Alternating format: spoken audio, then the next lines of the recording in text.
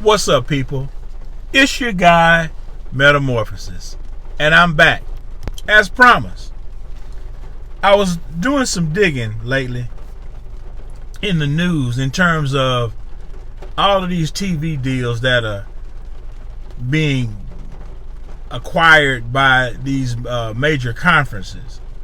And I kept wondering, why is the Pac-12 being left out of this deal?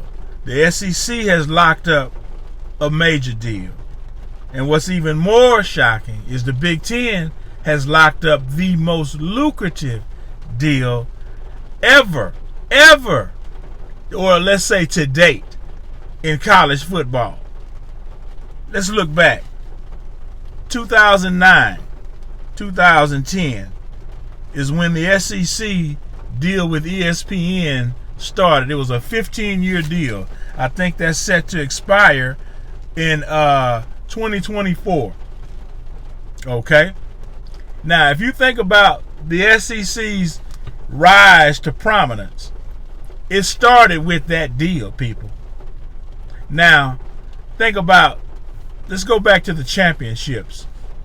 Texas, I think Texas was the last team to win a championship that was a non-SEC team before the SEC went on a historic run. And it's still today. If you think since the University of Texas won a national championship, and that was in 2005. I said 2006. They played it in 2006, but it was the season of 2005. The SEC, in the last 17 championships since Texas has won in 2005, that was the season of 2005. Since Texas won that national title, Vince Young, who can ever forget it, USC, best college championship game ever, right? Best, no doubt. Since then, of the 17 national championships that have been played, the SEC has won 13 of those. 3 have gone to the ACC and 1 to the Big Ten. Now, why is this important? Because the SEC started their rise to prominence with that TV deal back in 2009. If you think about it, all the exposure the SEC has gotten. Now, other conferences signed TV deals as well that were as lucrative, but it appears that the SEC has gotten more bang for their buck. If you think about ESPN and all of the analysts that they've had for college football, if you look at the panel of the analysts that they've had, you've had what? Kirk Herbstreit. What's my guy? The dude who did the Heisman pros for Michigan. I can't think of his name. Desmond Howard. You look at College Game Day. You had they started out with Herb. Let's go with the college guys. Kirk Herbstreit, Desmond Howard. Well, you had a guy, was it Booger McFarland? What was Swagoo on there at one point? But basically, where I'm going with, they had a representation of the SEC and the Big Ten on the panel, and that was for years. I don't know if people, I forgot the other kid, the young guy's name. His name is Dave. He went to Georgia. I think he played tight end at Georgia. SEC people, Big Ten people. That was pretty. Now, they had visitors to come on the show every now and then, but the main players were Big Ten, SEC. The SEC has went on a historic run in terms of national titles. They've got it on lock, unquestionably. And now, recently, they've signed. They're leaving. The SEC is leaving CBS. CBS was paying the SEC $55 million a year. I want to say that's perhaps per team in the conference. $55 million. I don't know if they break the shares up by the winningest teams down to the least winningest teams. I don't know if they get more or less. I'm sure there's a breakdown there somewhere, somehow, but I didn't dig that deep. But I wanted to point out that the latest deal with the SEC, they're leaving CBS and they're going with ESPN, ABC, Disney. $3 billion deal over the next 10 years. That's going to pay out at least $300 million per year annually. $300 million per year annually for the SEC.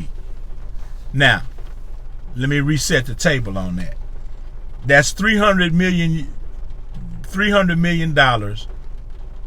per year for the conference. Now, how they divide that, I'm sure is based on the winningest to the least winningest. So we'll get into that at a later date. But for now, I just wanted to reset the table on that, on the breakdown. $300 million. They go from $55 million to split between the conference, the teams in the conference. Winners, I'm sure, getting the lion's share, and the breakdown goes on down from there. So that's huge, people.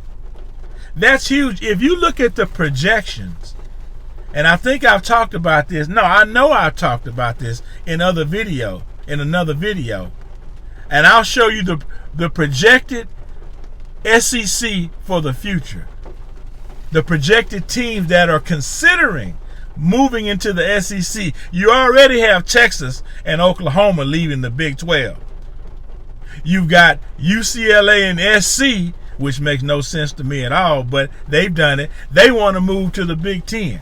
They're going to go 2-3 time zones to go play in the Big 10 conference. Why? Because of media rights. Everybody is jumping in. All of these good, these storied programs, these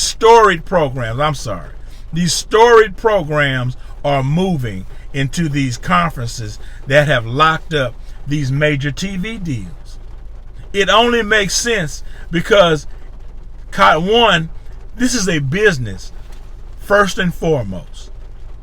And I'm going to get to Colorado in a minute, but I want to start out laying the foundation for where this is going right now.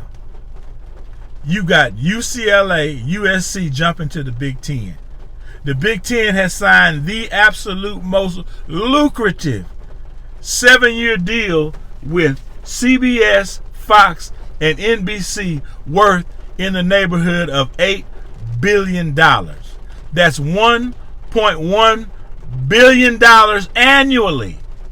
annually for the Big Ten to split amongst its current and incoming conference members. That's significant, people. That is significant. Now think about if you have a program or you're trying to run a program that may cover, well, a significant portion of your overhead. I'm gonna jump tracks I'm gonna make a point to come back to this. Right now, the media deal that the NFL has pays all of its overhead. Yes, it pays all the expenses to run the entire organization of an NFL team, and that includes players' contracts. That's why you see them trying to put a cap. When they want to put a cap on how much a team can make, they're just solidifying. Because the TV deals pay all the overhead, all the peripherals, including players' contracts. So that means everything that they make during the season is straight pocket. Because the TV deals pay everything else. It's the sweetest setup that you can have for the NFL, for these NFL owners. And now you see why these guys making billions upon billions of dollars. Heck, for all we know, the NFL could be in the neighborhood of $1 trillion actuary. But they'll never tell you that because they don't want you to know they're doing that well. Now, back to college football. Now you've got all of this money by these media organizations just throwing it at these conferences for the right to televise their football game. Now, you have conference deals. These are conference deals we're talking about right now. You can have individual university deals too. Now, this is not even including that. Let's not even go there. I didn't even go that deep. I just wanted to kind of scratch the surface, because now you see why it is imperative and important for Colorado to find a home somewhere, because right now, how much the Big 12 has signed a deal with Fox and ESPN that expires in 2025. That pays out what, a total of $2.6 billion, and that's $200 million that they have to split between the current teams in the Big 12, the other schools. That's $200 million annually, roughly 200, somewhere in the neighborhood of $200 million annually. That's not a drop in the bucket, people. But when you look at the Big Ten's deal, that is phenomenal. That is, for a team that has only won one national title in the last 17 years, that's phenomenal. That's phenomenal. And they've locked up CBS, Fox, and NBC, and the SEC has locked up ESPN and ABC. I mean, do these people have that much money to throw around?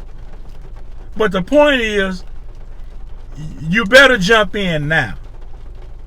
You better jump in right now, because I believe, and this is Metamorphosis now, I believe that the college football first and foremost. I don't know about basketball, but I'm thinking they're going to follow. They're going to super conferences, people. The Power 5 is breaking down. You see, the NCAA is allowing the Pac-12 to implode. No one is trying to lock up a deal for the Pac-12. Matter of fact, if you look at the TV deals and the media rights deals, the Pac-12 is out of the picture. And so now they have a current deal, but they don't have nothing going forward. It's not looking good for the Pac-12. And you see all of this money that the SEC and the Big Ten is making. The Big 12 is not far behind.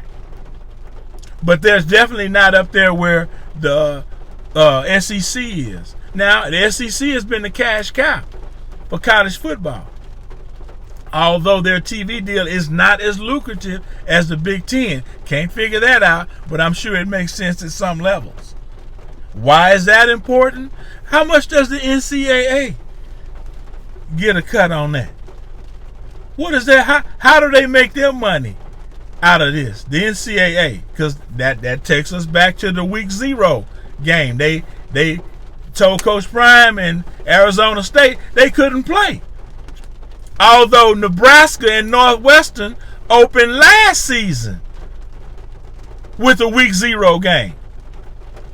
And this year they said, no, we're not going to do that again. I don't want to get into that again. Y'all go watch the other video. I addressed that in that video. But the point is, everyone is hollering about the Big 12 right now. You have to look at, Colorado has to look at the best situation for them. Now, if you listen to AD Rick George, he says they're all Pac-12 right now. Pac-12 is a family. We're a part of that family until something else falls in place. That's where they stand. Now, I know other people are talking about the Big 12 move, this and that. Yes, because the windows are closing on all this money. I don't know how much more money they got to throw around with these teams that are left, like a Colorado. If Colorado comes anywhere near the expectations, that's a game changer. That's a game changer. But the key is, do y'all want to be in the Big 12 if that happens? Or do y'all want to go out and maybe strike something out on your own deal and pull a Notre Dame? And you see, ultimately, Notre Dame had to get into a conference because the money was so lucrative. Now, if you remember, if you're old school, Notre Dame was private for many, many years. They had their own deal with NBC, and they was making it work. But then when these Power 5 conferences started to surface, it was like, you better get in one. Y'all better find a home in one of these, because that's where we're giving the money to.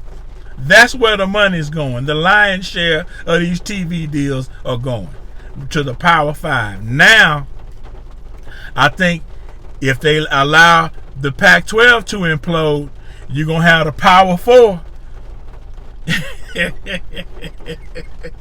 You're going to have the Power 4. And ultimately, if it keeps going, you're going to get down to the Power 2. And you know who that's going to be left. You know who that is. I already said it. SEC, Big Ten. They're going to have all the major teams. I don't even know how much of a conference schedule they're going to be able to play. The Big Ten. Now, right now, the Big Ten is the Big 12. You're going to have two Big 12s?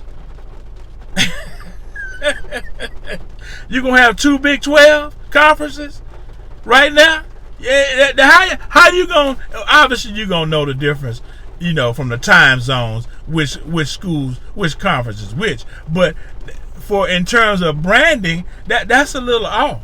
That's going to be a little off. So... do you think at some point down the line the Big 12 may implode? It's not a stretch. It's not a stretch. It's not a stretch. And most of your deals right now are going. The Big 10 has the biggest deal. Don't ask me how, but they have the biggest deal. Then the SEC follows up. Then the Big 12. The ACC is respectably in there too. The only person left out is the Pac-12. And it looks like, and I'm looking at the NCAA, that's why I'm saying, NCAA, what are y'all doing? How could y'all allow this to happen on y'all's watch? It's clear y'all making money. The NCAA is making just shy of $1 billion annually in revenues. That's just the NCAA. And none of these guys play sports. But they making money. They making money. Now, allegedly, the NCAA revenues come from selling TV rights and ticket sales. To the tune of, last year, the NCAA made $870 million. The NCAA. And they probably made $1 billion, but they probably skirting on the issues. But that's how much money that was made. And that's the NCAA alone. And they don't have to share that with nobody. Now, all these other schools, all these other conferences, they have to split the money. But the NCAA is earning that annually. And they've been in the neighborhood of that, and they're expected to make in the neighborhood of that in the next couple of years, only to rise to probably $1 billion in probably the next 3 to 4 to 5 years. The NCAA revenues will be over $1 billion annually. Yeah. This college football is big business. Big business. While I'm at it, we have, and I don't mean to, I hate to jump tracks on you like this, but 96% of the people watching this content is unsubscribed. Come on, people. Really? Are we gonna do this? Are we gonna do this? As far as I know, unless ESPN, YouTube has are they charging y'all to subscribe now? Maybe I'm confused about the subscription, by subscribing and hitting the notification bell. And for last I heard, it was free. Now, if that's changed, forgive me for even bringing this up, because I ain't trying to take no change out your pocket. I just want you to subscribe if you think the content is relevant. I've always promised to be compelling, insightful, inspirational, and thought-provoking. If I'm not meeting that, then it is what it is. But back to the story. College football, big business, multi-billion-dollar industry. Multi-billion-dollar industry. Look how much these media organizations are paying these schools, are paying these conferences. And I mean it when I say right now we're talking Power 5. Power 5 is going to become a thing of the past. You heard it here first from your guy Metamorphosis. That's all I have for you right now. I'll do some more digging. I'll come back with a few more hot nuggets for you. But until then, you all have a blessed day. I'm out.